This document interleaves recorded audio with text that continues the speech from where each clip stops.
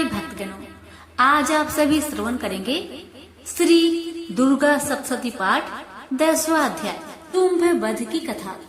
ऋषि कहते हैं, हे राजा, अपने प्राणों के समान प्यारे भाई निशुम्भ को मारा गया देख तथा सारी सेना का संहार होता जान शुंभ ने कोपित होकर कहा, दुष्ट दुर्गे, तू बल के अभिमान में आकर झूठ मूठ का घमंड न दिखा। तू बड़ी मानिनी बनी हुई है, किंतु दूसरी स्त्री के बल का सहारा लेकर लड़ती है। देवी बोली, ओ दुष्ट, मैं अकेली ही हूँ। इस संसार में मेरे सिवा दूसरी कौन है? देख, ये मेरी ही विभूतियाँ हैं, अतः मुझ में ही प्रवेश कर रही हैं। तदंतर ब्राह्मणी आदि समस्त देवियाँ अंबिका देवी के शरीर में लीन हो गई। देवी बोली, मैं अपनी ऐश्वर्य शक्ति से अनेक रूपों में यहाँ उपस्थित हुई थी। उन सब रूपों को मैंने समेट लिया। अब अकेली ही युद्ध में खड़ी हूँ, तू भी स्थिर हो जाओ। ऋषि कहते हैं, तदंतर देवी और शुंभ दोनों में सब देवताओं तथा दानवों के देखते देखते भयंकर युद्ध छिड़ गया। बाणों की वर्षा तथा तीखे शस्त्रों एवं दारुण अस्त्रों के प्रहार के कारण उन दोनों का युद्ध सब लोगों के लिए बड़ा भयानक प्रतीत हुआ। उस समय अंबिका देवी ने जो सैकड़ों दिव्य अस्त्र छोड़े, उसे दैत्यराज शुंभ ने उनके निवारक अस्त्र द्वारा काट डाला। इसी प्रकार शुंभ ने भी जो दिव्य अस्त्र चलाए, उन्हें परमेश्वरी ने भयंकर हुक्कार शब्द के उच्चारण आदि द्वारा खेल खेल में ही नष्ट कर डाला। तब उस असुरों ने सैकड़ों बाणों से देवी को आच्छादित कर दिया। यह देख क्रोध से भरी हुई उन देवी ने भी बाण मार कर उसका धनुष काट डाला। धनुष कट जाने पर फिर दैत्यराज ने शक्ति हाथ में ली, किंतु देवी ने चक्र से उसके हाथ की शक्ति को भी काट गिराया। तत्पश्चात दैत्यों के स्वामी शुंभ ने 100 चांद वाली चमकती हुई ढाल और तलवार हाथ में ले उस समय देवी पर धावा किया।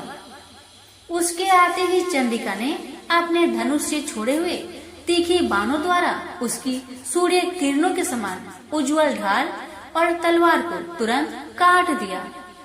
फिर उस दैत्य के घोड़े और सारथी मारे गए। धनुष तो पहले ही कट चुका था और उसने अंबिका को मारने के लिए उद्धत हो भयंकर मुदगर हाथ में लिया। उसे आते देख देवी ने अपने तिछने बाणों से उसका मुद्दर भी काट डाला, जिस पर भी वह असुर मुक्का तान कर बड़े वेग से देवी की ओर झपटा। दैत्यराज ने देवी की छाती में मुक्का मारा, तब उन देवी ने भी उसकी छाती में चांटा जड़ दिया। देवी का थप्पड़ खाकर दैत्यराज शुंभ पृथ्वी पर गिर पड़ा, किंतु पुनः सहसा पूर्ववत उठकर खड़ा हो गया। फिर वह उछला और देवी को ऊपर ले जाकर आकाश में खड़ा हो गया। तब चंडिका आकाश में भी बिना किसी आधार के ही शुंभ के साथ युद्ध करने लगी। उस समय दैत्य और चंडिका आकाश में एक दूसरे से लड़ने लगे। उनका वह युद्ध सिद्ध और मुनियों को विस्मय में डालने वाला हुआ। फिर अंबिका ने शुंभ के साथ बहुत देर तक युद्ध करने के पश्चात उसे उठाकर घुमाया और पृथ्वी पर पटक दिया। पटके जाने पर पृथ्वी पर आने के बाद वह दुष्ट आत्मा दैत्य पुनः चंडिका का वध करने के लिए उनकी ओर बड़े वेग से दौड़ा। तब समस्त दैत्यों के राजा शुंभ को अपनी ओर आते देख देवी ने त्रिशूल से उसकी छाती छेद कर उसे पृथ्वी पर गिरा दिया। देवी के शूल की धार से घायल होने पर उसके प्राण पेखरों उड़ गए और वह समुद्रों, द्वीपों तथा पर्वतों सहित समूची पृथ्वी को कंपाता हुआ भूमि पर गिर पड़ा। उस दुरात्मा के मारे जाने पर संपूर्ण जगत प्रसन्न एवं पूर्ण स्वस्थ हो गया तथा आकाश स्वच्छ दिखाई देने लगा। पहले जो उत्पात सूचक मेघ और उल्कापात होते थे, वे सब शांत हो गए तथा उस दैत्य के मारे जाने पर नदियां भी ठीक मार्ग से बहने लगी। उस समय शुंभ की मृत्यु के बाद संपूर्ण देवताओं का हृदय हर्ष से भर गया और गंधर्वगण मधुर गीत गाने लगे। दूसरे गंधर्व बाजे बजाने लगे और अप्सराएं नाचने लगी। पवित्र वायु बहने लगी। सूर्य की प्रभा उत्तम हो गई।